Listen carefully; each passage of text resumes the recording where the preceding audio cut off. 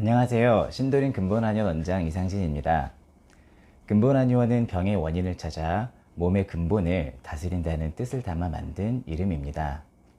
오늘은 구안화살 재발에 대해서 한번 알아보려고 합니다. 안면마비 발생했던 환자들의 약 10% 정도에서는 재발이 생긴다는 통계가 있습니다. 상당히 높은 수치이고요. 한 번만 재발을 하는 것이 아니라 두 차례 이상 재발하게 되는 환자들도 꽤 있다고 합니다. 기본적으로는 전체 인구에서 안면마비가 발병하는 확률이 0.1% 정도라고 하는데, 재발률이 만약에 10% 정도라고 한다면 이미 안면마비가 발생했던 환자들의 경우에는 안면마비가 발생하지 않았던 사람에 비해 100배 정도의 확률로 마비가 발생을 할 수 있다는 뜻이기도 합니다. 바꿔서 생각해보면 이미 마비 증상을 한번 겪으셨었기 때문에 전조 증상, 즉 발병하기 전에 여러 가지의 느낌과 증상들에 대해서 알 수 있게 되는 확률도 상당히 높을 수 있습니다.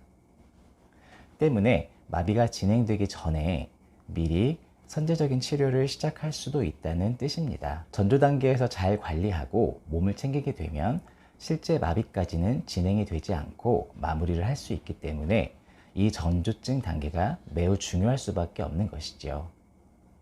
그래서 근본한의원에서는 구안화살 치료를 받고 마무리를 하시는 분들께 환절기에 얼굴이 뻣뻣해지는 느낌이 들거나 과로나 스트레스 등의 생활관리가 잘 안 되어서 그런 시기에 얼굴에 불편감이 만약 발생하게 된다면 바로 내원해서 단기간 동안이라도 얼굴 치료를 받으실 수 있도록 그렇게 안내를 드리고 있습니다. 재발의 위험이 상당히 크고 한번 이미 발생을 해버리게 되면 다시 또 기나긴 시간 동안 치료를 받아야 되기 때문에 증상이 진행이 되기 전에 미리 대비를 하자는 뜻으로 말씀을 드리게 되는 것입니다.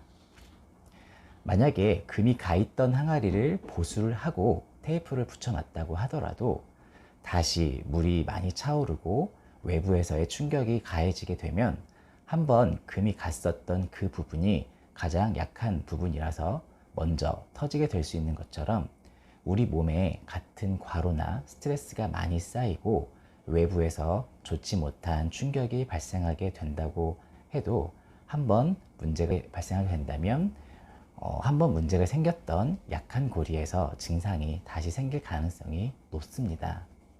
그게 바로 안면마비가 재발을 하게 되는 원리가 되는 것이고요.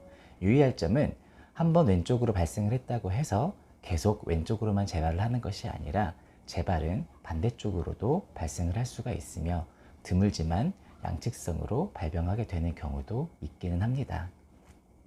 원인이 되는 몸 상태를 체크해서 약한 부분은 보호해주고 넘친 부분은 덜어내주는 치료를 하게 되는 것이죠.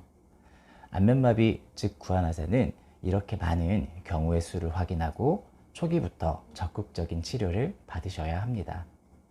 이상 신도림 근본한의원 원장 이상진이었습니다. 감사합니다.